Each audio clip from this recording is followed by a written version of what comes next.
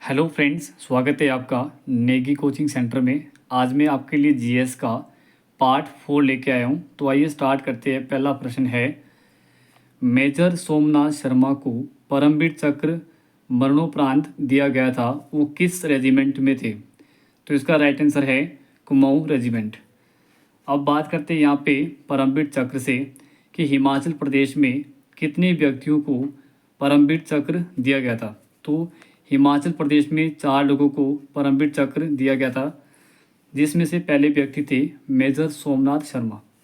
अब 4 लोग ये कौन कौन थे? पहला व्यक्ति था मेजर सोमनाथ शर्मा।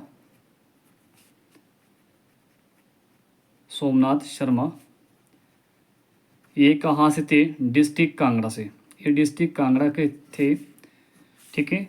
और इनको जो है सबसे पहले जो है मरणोपरांत दिया गया था, मरने के बाद, ठीक है। और इनको जो है कब ये पुरस्कार दिया गया था या कब ये परमवीर चक्र दिया गया था? 1947 में। 1947 में दिया गया था, जब भारत आज़ाद हुआ था उस समय इनको मरणोपरांत दिया गया था, ठीक है। और 21 रेजिमेंट से? कुमाऊं रेजिमेंट से। आगे बात करते हैं, दूसरे व्यक्ति है कैप्टन धन सिंह थापा। ये कहाँ से बिलोंग करते? ये डिस्ट्रिक्ट शिमला से बिलोंग करते, ठीक है। डिस्ट्रिक्ट शिमला से थे। और इनको जो है परमवीर चक्र कब मिला था? 1962 में। 1962 में जब भारत और चाइना का युद्ध हुआ था, उस समय इनको जो है परमवीर चक्र से सम्मानित किया गया था। कहाँ से थी? शिमला डिस्ट्रिक्ट से। और इनको जो है मरने के बाद मिला है कि आपका जीवित मिला है? तो इनको मिला है सबसे पहले जीवित के लिए, जीवित, ठीक है। और जो आपका सोमनाथ शर्मा है, इनको मरने के बाद मिला है, मरणोपरांत सबसे पहले। और इनको मिला जब ये जिंदा थे, तो उसी समय इनको ये अवार्ड दिया गया था। आगे देखिए यहाँ पे तीसरा व्यक्ति है कैप्टन विक्रम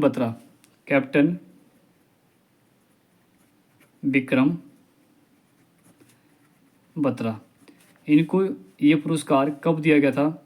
1999 में, जब कारगिल का युद्ध हुआ था, उस समय इनको परमवीर चक्र से नवाजा गया था। और इनको ये पुरस्कार जो मिला था, ये मिला था मरणोपरांत, मरने के बाद, मरणोपरांत। और ये कहाँ से थे? कैप्टन विक्रम बत्रा, ये थे डिस्ट्रिक्ट कांगड़ा से बिलोंग करते हैं। आगे देखिए, इसके बाद चौथा व्यक्ति कौन था? संजय कुमार, ठीक है, राइफलमैन संजय कुमार। ये संजय कुमार जो है कहाँ से बिलोंग करते? संजय कुमार ये डिस्ट्रिक्ट बिलासपुर से बिलोंग करते हैं। और इनको ये पुरस्कार कब मिला था? 1999 में। इनको 1999 में मिला था ये अवार्ड, और ये मिला था इनको जीवित, ठीक है, राइट। और हिमाचल प्रदेश में कितने व्यक्तियों को परमवीर चक्र मिला था? तो आता है 4, राइट। आगे देख, इसके बाद अगला प्रश्न है, कांगड़ा जिले में कितने विधानसभा क्षेत्र है? तो इसका राइट आंसर है कांगड़ा डिस्ट्रिक्ट में कितने हैं? 15। अब बात करते हैं यहाँ पे हिमाचल प्रदेश में जो है विधानसभा की सीटें टोटल कितनी है? 68। टोटल विधानसभा सीटें कितनी है? 68 है, जिसमें से यहाँ पे लोकसभा की सीटें कितनी है? हिमाचल प्रदेश में 4 है। राज्यसभा की 3 सीटें हैं। अगर हम बात करते हैं कि सबसे अधिक जो है विधानसभा की सीटें कहाँ पर है, तो आता है डिस्ट्रिक्ट कांगड़ा में कितनी है? 15 है। सेकंड नंबर में आता है मंडी में आती है 10, ठीक है। उसके बाद शिमला में आती है 8, ठीक है। और 5 डिस्ट्रिक्ट ऐसे हैं हिमाचल के, जहाँ पर विधानसभा की सीटें 5-5 है। फर्स्ट में आता है आपका सिरमौर, ठीक है, वहाँ पे भी 5 है। सोलन 5, ठीक है। ऊना 5, ठीक है। हमीरपुर 5, चंबा 5, ठीक है। 2 डिस्ट्रिक्ट ऐसे हैं जहाँ पे 4-4 है। बिलासपुर 4, ठीक है। और कुल्लू 4-4। और आपका लाहौल स्पीति और किन्नौर। किन्नौर में कितनी है? एक एक सीटें, तो टोटल मिला के कितनी होगी? 68, राइट। आगे देखिए अगला प्रश्न है, पिन घाटी या Pin valley national park Himachal Pradesh के किस जिले में स्थित है? तो पिन घाटी जो नेशनल पार्क है वो हिमाचल प्रदेश के किस जिले में स्थित है? तो आता है डिस्ट्रिक्ट लाहौल स्पीति में, ठीक है। और अगर आपसे पूछा जाए कि हिमाचल प्रदेश का सबसे बड़ा नेशनल पार्क कौन सा है? तो आता है great Himalayan national park. Great Himalayan national park ये कहाँ पर है? डिस्ट्रिक्ट कुल्लू में है, ठीक है। और इसका जो क्षेत्रफल है, इसका टोटल जो क्षेत्रफल कितना है? 754 वर्ग किलोमीटर इसका टोटल क्षेत्रफल है। अगर पूछे किलोमीटर में, पूछे इसका एरिया किलोमीटर में कितना है? 1171 किलोमीटर टोटल। ये किलोमीटर में है, ये आपका वर्ग किलोमीटर में। सेकंड नंबर देखिए अगला कुल्लू में, ये कुल्लू में है ग्रेट हिमालयन नेशनल पार्क। ये हिमाचल प्रदेश का सबसे पहला या सबसे बड़ा नेशनल पार्क है। दूसरा देखिए यहाँ पे खीर गंगा नेशनल पार्क कहाँ पे? कुल्लू में है। तीसरा है इंद्र किला, ठीक है। ये तीनों कुल्लू में है। फोर्थ आता आपका सिंबलवाड़ा डिस्ट्रिक्ट, सिंबलवाड़ा कहाँ पे? डिस्ट्रिक्ट सिरमौर में है। और पिन वैली नेशनल पार्क कहाँ पर है? आपका लाहौल स्पीति में, राइट। टोटल कितने हो गए? 5। आगे बात करते हैं इसके बाद अगला प्रश्न देखिए, 49 समांतर रेखा किन दो देशों के मध्य स्थित है? ऑप्शन नंबर ए है जर्मनी और फ्रांस, बी है दक्षिण कोरिया और उत्तरी कोरिया, सी है कनाडा और अमेरिका, डी ऑप्शन है चिली और पेरू। तो इसका राइट आंसर है आपका कनाडा और अमेरिका, ठीक है। सी ऑप्शन 49 पैडल जो है किन किन देशों के मध्य स्थित है? तो आता है कनाडा और अमेरिका। आगे देखिए इसके बाद जो जर्मनी और फ्रांस है, जर्मनी और फ्रांस के बीच जो कौन सी रेखा गुजरती है? तो आता है आपका मैगीनॉट। कौन सी गुजरती है? मैगीनॉट रेखा, ठीक है। अब देखिए यहाँ पूछा है दक्षिण कोरिया और उत्तरी कोरिया, इसके बीच कौन सी रेखा गुजरती है? 38, ठीक है। 38 समांतर रेखा गुजरती है दक्षिण कोरिया और उत्तरी कोरिया। अगर पूछे 49 समांतर रेखा तो आता आपका कनाडा और अमेरिका। अगर आपसे पूछा जाए भारत और चीन के बीच कौन सी रेखा गुजरती है? तो आता आपका मैकमोहन रेखा। और ये कब निर्धारित की गई थी? 1914 में 1914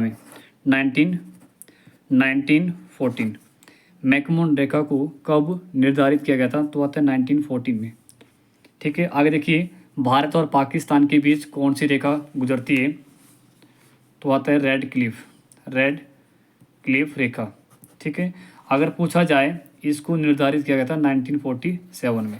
अगर पूछा जाए कि डूरंड रेखा किन किन देशों के बीच गुजरती है? डूरंड लाइन या डूरंड रेखा, तो आपने टिक करना है पाकिस्तान और अफगानिस्तान।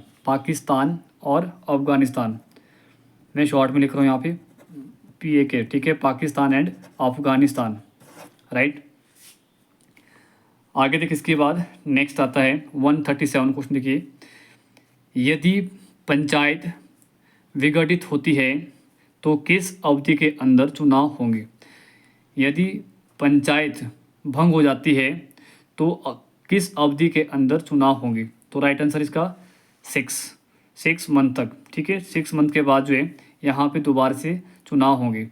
अब यहाँ पे प्रश्न पूछा जाता है कि ग्राम पंचायत में प्रधान के लिए जो है न्यूनतम एज कितनी होती है? तो आता है 21 वर्ष। कितने आते हैं? 21 वर्ष। प्रधानमंत्री बनने के लिए न्यूनतम एज कितनी होती है? 25 वर्ष, ठीक है।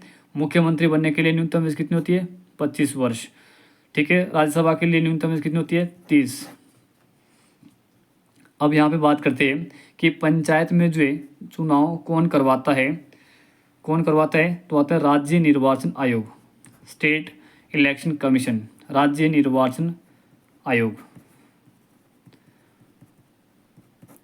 ठीक है। और पंचायतों में जो है चुनाव का निर्णय कौन करवाता है? तो आता है स्टेट गवर्नमेंट, ठीक है, राज्य सरकार। लेकिन चुनाव कौन करवाता है? तब आता है राज्य निर्वाचन आयोग, स्टेट इलेक्शन कमीशन। अगला प्रश्न देखिए यहाँ पे, भारत के प्रथम लोकपाल का नाम क्या है? तो आता है राइट आंसर इसका पिनाकी चंद्र घोष, राइट। और इसको इसकी स्थापना की गई थी 2019 में, ठीक है ना। पिनाकी चंद्र घोष को जो है कब नियुक्त किया गया था? 2019 में। अगला प्रश्न देखिए,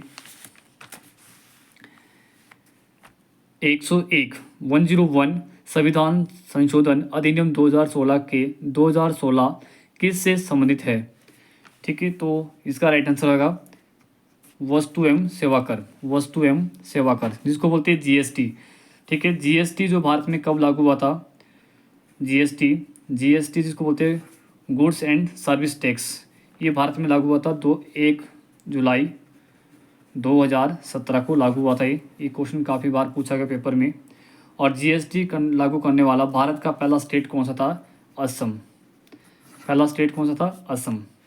अब यहाँ बात करते हैं ओबीसी से, ठीक है, ओबीसी अदर बैकवर्ड क्लासेस। अब यहाँ पूछा जाता है जो आपका ओबीसी है, इसमें जो संशोधन कब हुआ था? कौन सा अमेंडमेंट हुआ था? 102 अमेंडमेंट हुआ था, और ये कब हुआ था? 2018 में, 2018 में, राइट। अगला प्रश्न देखिए, निम्नलिखित में से कौन सा देश तांबे का अग्रणी उत्पादक है? तो इसका राइट आंसर है चिली। और चिली किस देश में पड़ता है? तो यह आता है आपका दक्षिण America, south America. Total continent कितने हैं पूरे वर्ल्ड में? 7 कॉन्टिनेंट है, जिसमें सबसे बड़ा कॉन्टिनेंट कौन सा है? एशिया। सबसे छोटा कौन सा है? आपका ऑस्ट्रेलिया, राइट। आगे देखिए, इसके बाद अगला प्रश्न, कौन सी पर्वत श्रृंखला एशिया को यूरोप से अलग करती है? तो आता है इसका राइट आंसर है यूराल पर्वत, ठीक है। ये क्या करता है? एशिया को यूरोप से अलग करता है। अब यहाँ पे बात करते हैं, पहला ऑप्शन देखिए एंडीज़। जो एंडीज़ जो पर्वतमाला है या पर्वत श्रृंखला है, ये क्या है? ये क्वेश्चन पूछा जाता है कि विश्व की सबसे लंबी पर्वतमाला कौन सी है? विश्व की सबसे लंबी पर्वतमाला कौन सी है? तो आता है एंडीज़। और एंडीज़ कहाँ पर है? दक्षिण अमेरिका, साउथ अमेरिका में है।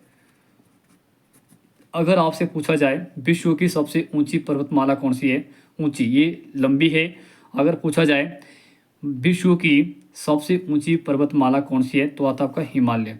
और हिमालय कहाँ पे? आपका इंडिया में है, ठीक है। आगे देखें, यहाँ पे रॉकीज पर्वत कहाँ पर है? ये आपका नॉर्थ अमेरिका, उत्तरी अमेरिका में स्थित है। और यूराल पर्वत क्या करता है? ये आपका एशिया और यूरोप को अलग करता है, राइट।